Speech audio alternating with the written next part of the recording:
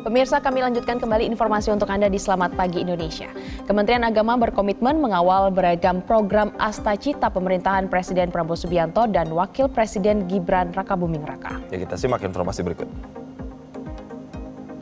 Umar MA, Menteri Agama. Dr. Haji R. Muhammad Syafi'i SH MHum, Wakil Menteri Agama.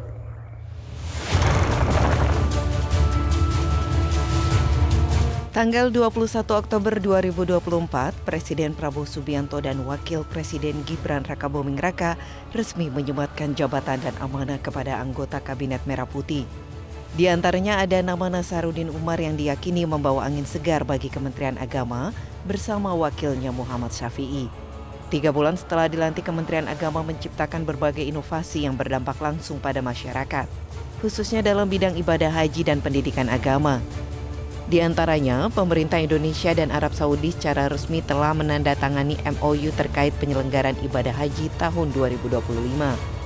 Dengan kuota jemaah haji Indonesia ditetapkan sebanyak 221.000 orang. Tak hanya soal kuota haji, Kementerian Agama berupaya menurunkan biaya haji tahun 2025. Wakil Menteri Agama Romo Syafi'i optimis bahwa pemerintah bisa menekan angka biaya haji yang dibayarkan jamaah melalui beberapa komponen seperti keuntungan aftur pesawat yang dipangkas, konsumsi, penginapan, serta lamanya perjalanan haji bagi jemaah haji reguler. Bahkan ia menyatakan Kemenak punya kajian bahwa total BPIH bisa ditekan hingga 85 juta rupiah.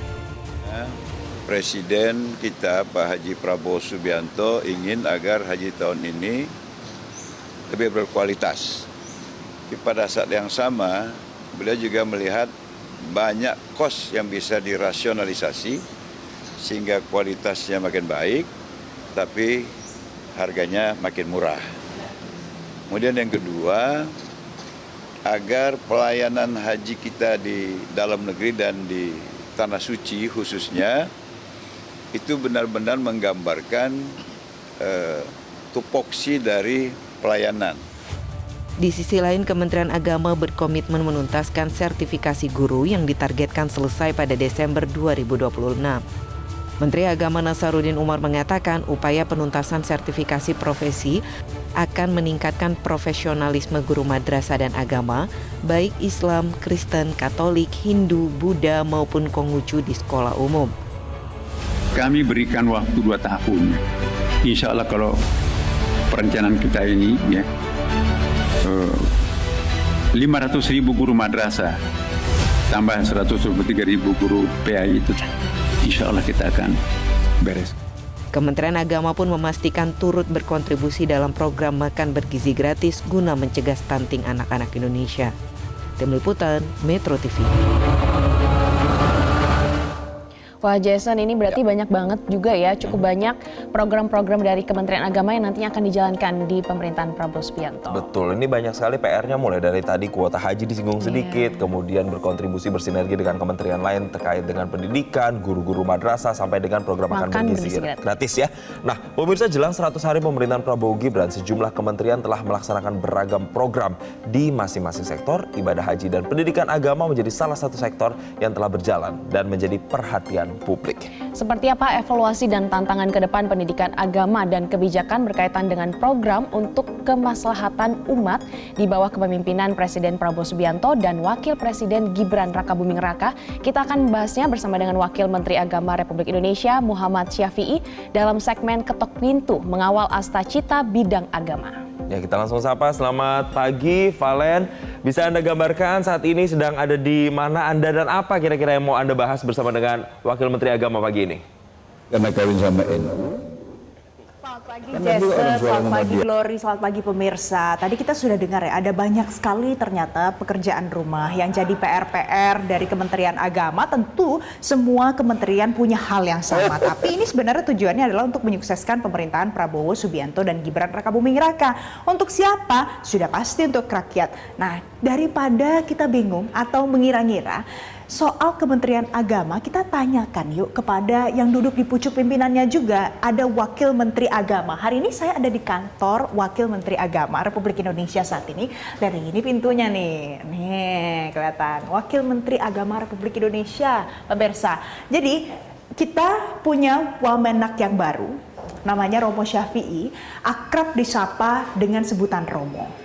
Hari ini saya ada di kantornya, kita akan tanyakan langsung. Jadi kalau seandainya ada banyak permasalahan mulai dari soal pondok pesantren, kemudian soal kuota haji, ada juga bagaimana kontribusi untuk program makan bergizi gratis punya Prabowo Subianto untuk rakyat Indonesia. Kita tanyakan hari ini ya. Selamat pagi, Mas. Selamat pagi. Halo Romo, selamat pagi. Bapak-bapak, selamat pagi. Ibu, selamat pagi. Romo, apa kabarnya? Alhamdulillah bagus. Sehat ya Romo ya? Sehat walafiat. Sehat dan selalu semangat ya Romo? Sehat dan selalu Apalagi semangat. kita tahu sekarang banyak tugas-tugas, tapi Romo tetap semangat ya? Walaupun ini masih di awal-awal loh masa pemerintahan. Justru semangat itu karena ada tugas. Kalau nggak ada tugas, semangatnya nggak tahu kita arahkan kemana nanti. Itu. Nah ini bapak-bapak, ibu-ibu lagi rapat ya, rapat koordinasi pagi-pagi. Ini ada Pak Dirjen, ada Pak Direktur, ada Kasubdit, ada staf sus saya, ada tenaga ahli saya. Oke, jadi pemirsa, ini kalau kebiasaan di sebuah kementerian itu pagi-pagi selalu ada rapat koordinasi. Pak Ya, Romo, koordinasi. ya? Tujuannya biasanya ngapain itu Romo? Pertama, kita mengevaluasi apa yang kita sudah putuskan sebelumnya, sejauh mana capaiannya, di mana hambatannya, kita bahas untuk kemudian kita jadikan sebuah postulat baru untuk lebih lancar di program yang akan datang. Jadi selalu ada evaluasi, selalu ada perencanaan. Nah, ada evaluasi dan selalu ada perencanaan, pemirsa, itu salah satu kuncinya. Jadi kalau gitu, saya persilahkan kembali rapat lagi, bapak-bapak, ibu-ibu, saya pinjam dulu Romo Syafi'inya. Jadi Romo, kita pagi ini punya kesempatan untuk bicara dan mengenal Romo lebih jauh. Apalagi soal bagaimana Kementerian Agama itu juga berkontribusi untuk membuat Astacita Presiden Prabowo Subianto ini menjadi terasa di kalangan masyarakat nanti. Ya. Menerjemahkannya bagaimana, Romo? Ya, Astacita Presiden itu kan orientasinya adalah untuk mensejahterakan rakyat Indonesia dan secara spesifik mencapai Indonesia Emas tahun 2045. Tentu banyak bidang yang kemudian harus bersama-sama mendukung program itu, karena tidak bisa bidang per bidang sendiri-sendiri, harus secara bersamaan. Dan Kementerian Agama memiliki posisi yang strategis. Mungkin secara kuantitatif tidak terukur ya, tapi kemudian kesadaran orang untuk beragama, kesadaran orang untuk melaksanakan ajaran agamanya itu akan melahirkan sebuah akhlak, moralitas yang baik, dan ini dibutuhkan untuk mensejahterakan rakyat. Bagaimana mungkin kita mensejahterakan rakyat dengan pembangunan ekonomi, pembangunan teknologi, tapi kalau kemudian manusianya tidak memiliki kita katakanlah kepribadian yang baik, sehingga bisa menerjemahkan program-program itu untuk menjadi kesejahteraan bersama. Oke, jadi itu adalah cara menerjemahkan Astacita Presiden Prabowo Subianto. Nah, Romo Syafi'i, Pak Wamenak, kalau kita lihat dengan kondisi hari ini, ada banyak sekali permasalahan-permasalahan dalam lingkup mungkin pondok pesantren, ataupun banyaklah di dalam naungan Kementerian Agama. Ya. Saat ini yang menjadi fokus utama yang dikerjakan apa saat ini? Ya, begini, Kementerian Agama ini kan semakin ramping ya, karena beberapa tupoksi yang selama ini berada di naungan lingkungan Kementerian Agama satu persatu lepas dan mandiri. Yang pertama dulu Pengadilan Agama, itu dulu di bawah kementerian, sekarang sudah berdiri sendiri di bawah naungan Mahkamah Agung. Kemudian juga tentang zakat, sekarang sudah ada Basnas. Wakaf, sekarang sudah ada Badan Wakaf. Ini pun sudah didirikan lagi Badan Penyelenggara Haji, berarti Dirjen PHU yang dari kementerian akan lepas. Tapi kan kita tahu bahwa fungsi keagamaan bagi masyarakat itu sangat penting, terutama dalam membangun akhlak, kepribadian, kemandirian. Karena itu kita hari ini fokus pada yang tersisa. Yang tersisa itu kan Dirjen Pendidikan Islam, kemudian Bimas Islam, dan Irjen, dan beberapa badan yang ada di bawahnya. Karena itu kita kemarin bersama-sama dengan Dirjen Pendis ya, Profesor Abu Rahmat, kita mencanangkan pengembangan Dirjen Pendis itu menjadi beberapa dirjen.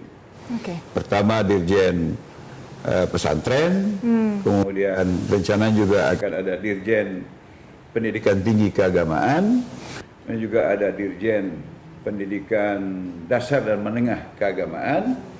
Juga ada rencana mendirikan Fakultas Hal Industri, plus prodi baru dalam mendukung Dirjen Pesantren itu, yakni prodi Manajemen Pesantren. Dan ini sedang kita godok sama-sama dengan Direktorat Jenderal Pendidikan Islam. Ini ke depan berarti Kementerian Agama selain bertugas dalam urusan bimbingan masyarakat, ada bimbingan masyarakat Islam, Kristen, Katolik, Hindu, Buddha, dan Konghucu. Plus-plusnya adalah lebih memberikan fokus pembangunan anak bangsa lewat pendidikan. Itu dia. Ada 5 agama ya, Pak Wamenak, di Indonesia. Dan tadi yang paling menarik adalah itu menyebut soal pendidikan, pendidikan Islam. Nah, di sini tadi saya juga sempat jalan ya di kantor Pak Wamenak, tadi juga diajak pemirsa, kita lihat ya, ada banyak buku-buku tentang pondok pesantren juga di sini, ada di rak bukunya. Pak Wamenak, jadi kalau kita lihat soal pondok pesantren di Indonesia ini kan mungkin ada beberapa kali muncul masalah dari dalam pondok pesantren kemudian terap ke publik. Macam-macam jenis kasusnya. Dan itu berusaha untuk dijelaskan kepada masyarakat bagaimana duduk perkaranya. Tapi kalau mau mengantisipasi, bagaimana caranya supaya tidak lagi terulang kejadian-kejadian serupa? Ya, tentu semua pihak tidak menginginkan adanya masalah di bidang apapun dan di posisi apapun.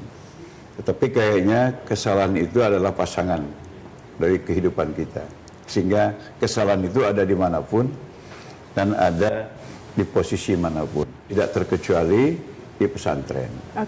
Karena pesantren itu kan yang mengelola manusia, yang dikelola juga manusia. Nah, interaksi itu pasti pada titik-titik tertentu bisa menimbulkan masalah. Tapi kalau kita mau jujur ya, pesantren di Indonesia hari ini jumlahnya ada 42.000 kurang lebih. Ya, dengan santri 3 juta lebih. Ini kan sebuah jumlah yang cukup besar, yang kayaknya lumrah kalau dalam interaksinya itu muncul masalah-masalah. Tapi kalau kita mau persentase masalah yang ada, itu sangat kecil. Bukan berarti kita ingin menormalisasi itu, tidak. Itu tetap sebuah kesalahan. Tapi kemudian kalau ini menjadi sebuah temuan sehingga membuat program yang dilaksanakan secara keseluruhan, itu justru akan mendegradasi kemandirian, kesakralan pesantren itu. Maka penanganannya harus case per case, case per case, dan tentu dengan memperbanyak sosialisasi tentang pentingnya arti pesantren, pentingnya toladan dari para ustadz dan guru, dan juga kepada santri pentingnya memberikan pemahaman bahwa mereka di situ belajar, untuk dididik, untuk menjadi orang yang memahami agama, bisa berdakwah, dan bisa juga melakukan kegiatan yang itu sifatnya pemberdayaan masyarakat. Itu tadi jadi ada satu kalimat yang menyenangkan, karena itu mengatakan bahwa pemirsa, walaupun ada beberapa masalah di sana, tapi itu tidak bisa membenarkan kalau lebih banyak tidak merepresentasikan semua ya, Romo Syafi'i. Dan tapi tidak membenarkan juga pemirsa, dan pastinya ada banyak langkah antisipasi yang dilakukan untuk mencegah hal-hal seperti ini terjadi. Nanti setelah jeda pemirsa, kita akan tanyakan kepada Romo Syafi'i, jadi bagaimana sih kalau seandainya anak-anak muda mengatakan pendidikan agama memangnya relevan untuk kehidupan zaman sekarang? Kita tanya nanti apa pendapat Romo Syafi'i sambil ngopi pemirsa. Tetaplah bersama kami. Paling tidak di awal ini kita Di awal masa pemerintahan Presiden Prabowo Subianto, Kementerian Agama Republik Indonesia membuat gebrakan baru. Salah satunya adalah Kementerian Agama Republik Indonesia bersama dengan DPR Republik Indonesia menurunkan biaya penyelenggaraan ibadah haji atau BPIH hingga angka 89,4 juta rupiah.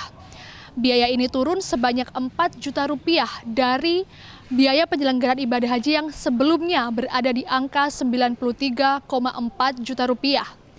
Dari BPIH ini, untuk besaran biaya hajinya saja ada di angka 55,4 juta rupiah dan ini turun sebanyak 600 ribu rupiah dari yang semula di angka 56 juta rupiah.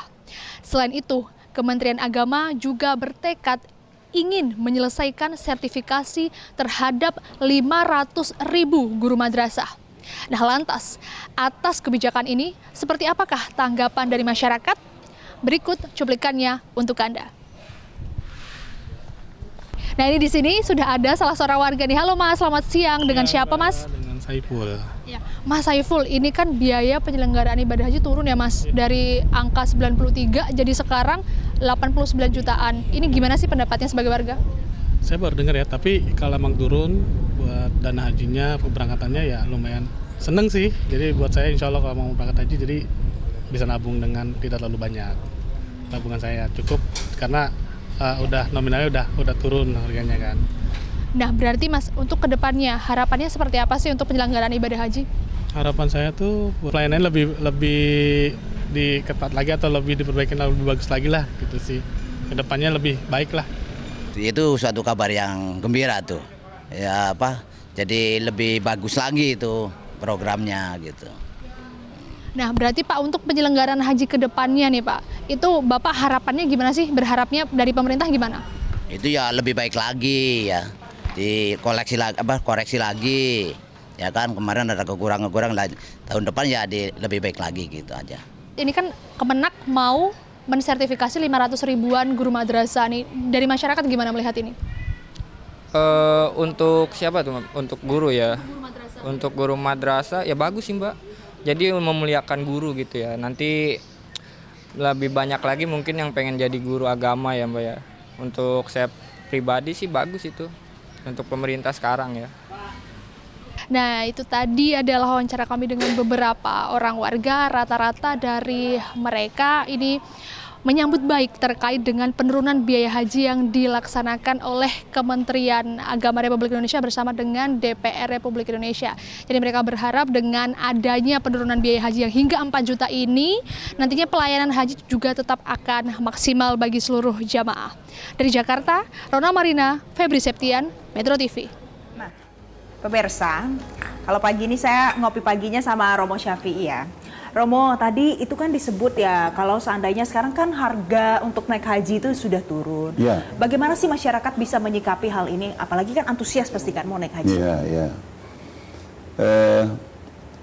Pastinya masyarakat menyambut gembira. Tapi ada juga yang mengkhawatirkan apakah penurunan ongkos haji bisa menjaga kualitas. Karena ada istilah, ada harga, ada barang.